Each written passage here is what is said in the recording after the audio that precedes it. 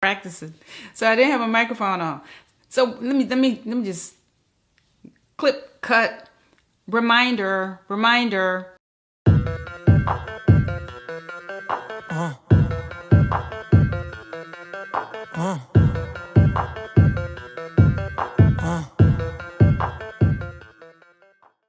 If you're using an external microphone, please remember to turn the microphone on, because the camera is not going to turn the microphone on for you if you have an external microphone plugged in. Now, it will, however, start automatically recording your voice and your sound because it has an internal camera. But if you decide that you want to use an external camera for whatever, external microphone for whatever reason, please remember to turn it on.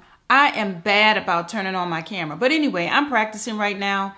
I'm practicing for my recap of season 1 of my Stirring the Gumbo Pot podcast. So I have my questions here. So I'm trying to figure out like how I look on camera. I think I look good. I think I like this background. So I am going to use this background for my video. And I am going to be answering questions that I wrote for myself as maybe an audience viewer, rather, what they would ask me. So the first question is, why did I start a podcast? And I have all these notes of why I started a podcast, but it's hard to I don't want to read it, but I made all these notes. I mean, I went in here and made all these notes, and that just, I should be able to tell you guys why I started a podcast without referring to these notes. And that's what I'm going to do.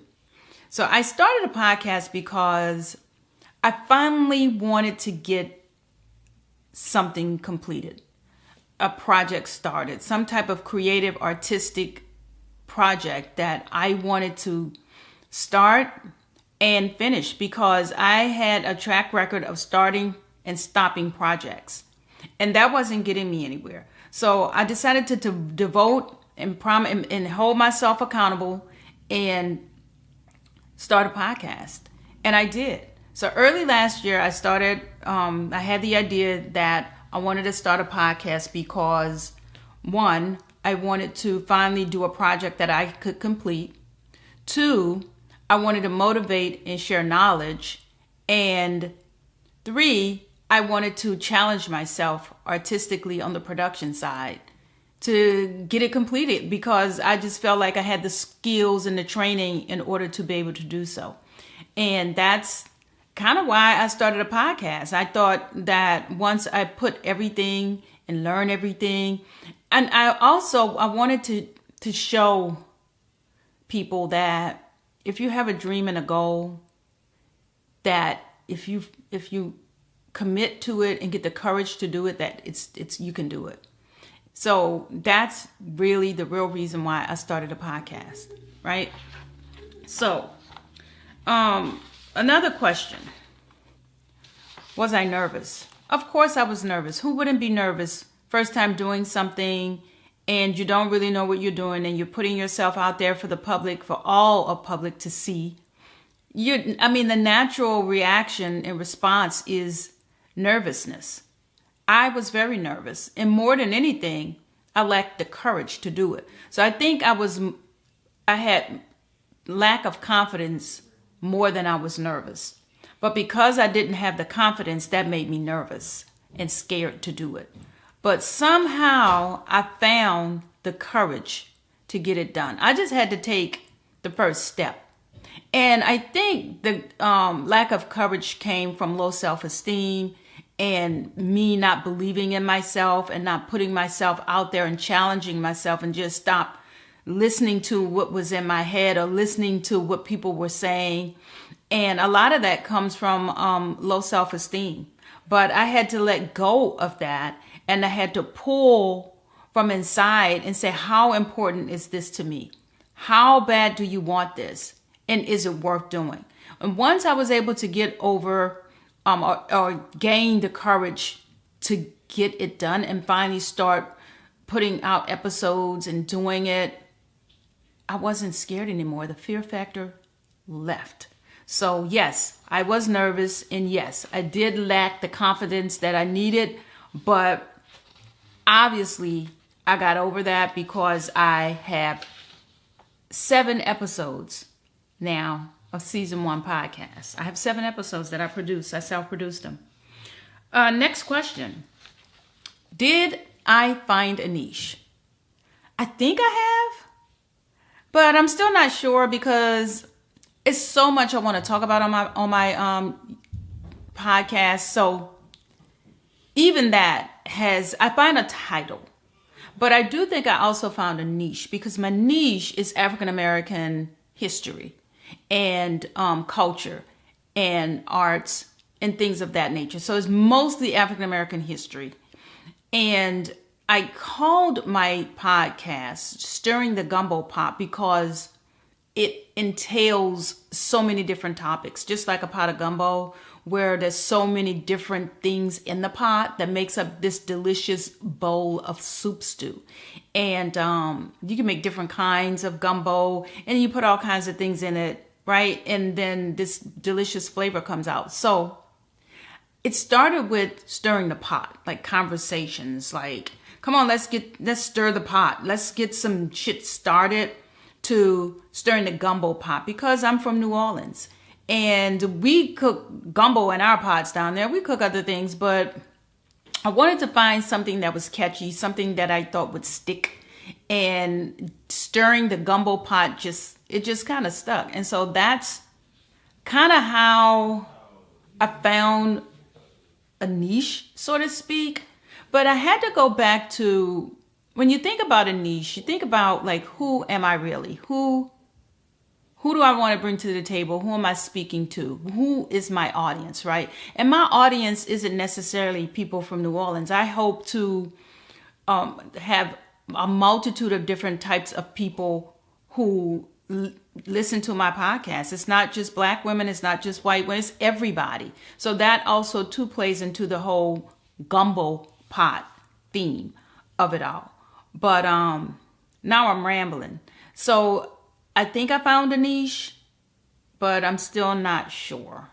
I'm still working on it, so to speak. But my focus is African American studies, African American history, African American culture, and all things that Black people have done in history. So that's what my goal is. I started out talking about, trying to motivate people and telling people about who I was and getting, introducing myself to my audience and telling them the challenges that I've had throughout my life, such as low self-esteem, lacking courage, and things like that. So I would like to be able to motivate people through my podcast too, because like I said, you can do anything that you put your mind to. You really can. And I'm doing it. So that was my niche question. Kind of went all over the place, but that was my question about my niche. The next question I have is, how did I come up with the name? I think I just explained that in the niche. That kind of, in order to identify my niche, I think I came up with the name first. So I don't really have a identifiable niche yet, but hopefully I will. And I think more than anything, it's encouraging and motivating people, especially people my age, because I'm middle age. I'm 56 years old. And so there's a lot of midlifers who are kind of stuck in their lives. They're stuck in their jobs. There's so much more they wanted to do. They had dreams that they set on the back burner, like I did.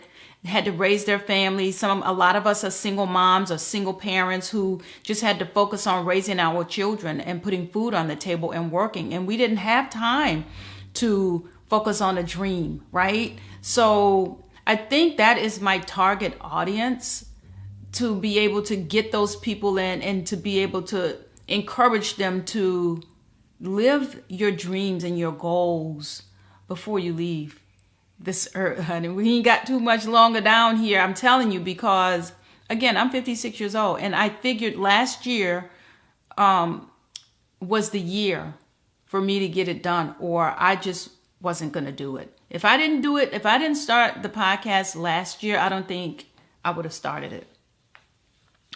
So, why did I copyright the name of my podcast? I copyrighted the name because I thought I do believe that it's a hell of a name. And it's sort of like an umbrella. Stirring the Gumbo Pot is a brand. And I hope to be able to build that brand and market that brand and do so much with it as far as like marketing and selling and retail and creating products. I've already have ideas about a cookbook, aprons. You can do so much. I can do so much with the name Stirring the Gumbo Pot. There's so much I can do with it. So I just thought it was important to copyright that name and make it my own so I can brand it. That's why. And to protect my work, right? So you want to be able to protect yourself, and you have to go into this mindset of this is a business. It's not just a podcast, but you have to operate it as a business. And so that was another reason, because it's a business for me. What was one of the most difficult things that happened in season 1? Oh my God. If I had to go back to the first episode of my podcast where I've had so many, it was so full of and repetitive talking and gibberish and just not being clear and making mistakes. But one of the most difficult things for season 1, I think, was in my fifth episode, where I did a pop-up, I guess, what you could call a pop-up, a remote podcast, where I'd never done before, because most of the work that I do for this podcast is in my home office here, where I'm sitting at now. But there was an opportunity for me to go and interview the cast of the Angola 3 stage play. And so I packed up all my stuff. I even ordered some things online to take with me because I didn't think I had enough mics, mic stands, things like that. I knew I would be interviewing multiple people. And that's pretty much all I knew. I had never done a video podcast. And so that was my first time doing it. So anyway, I'm going to try and make a long story short. I had a camera and a recorder and a shotgun mic, which was attached to the camera. So somehow I forgot to turn on the shotgun mic.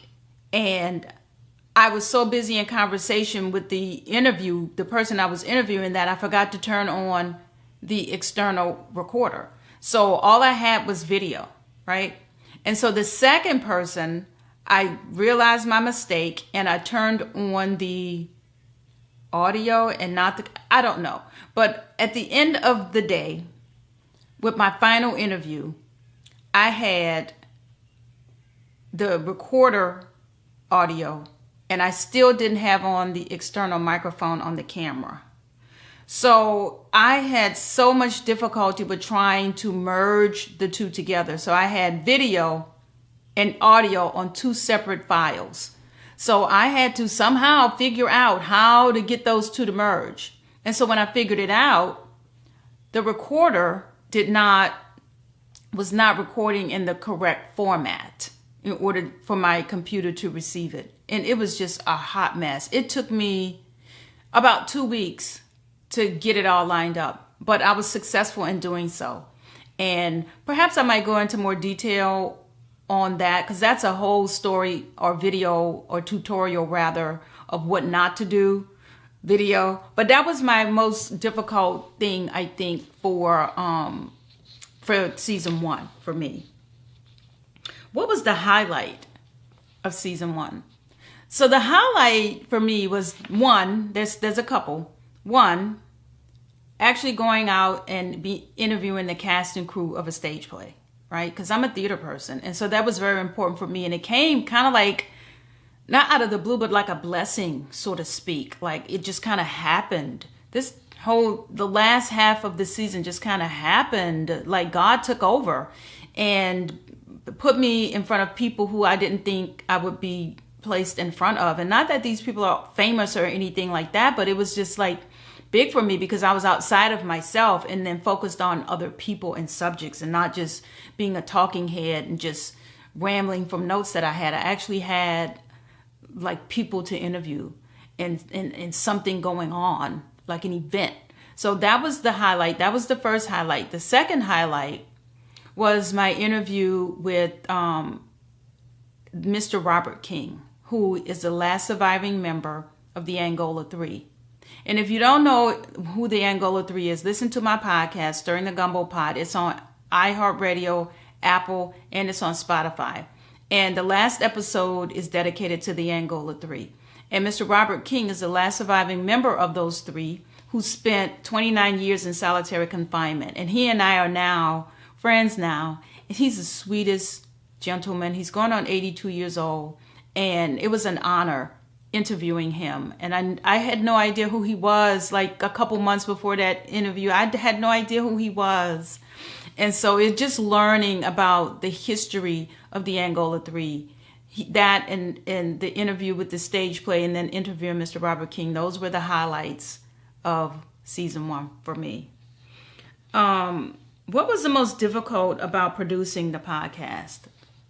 Being a one-man band, or the only one having to do all of the production side of it, the audio, the video, the sound, the lighting, the writing, the editing, all of that. All of it. Nothing about it was easy. It was fun because I love producing.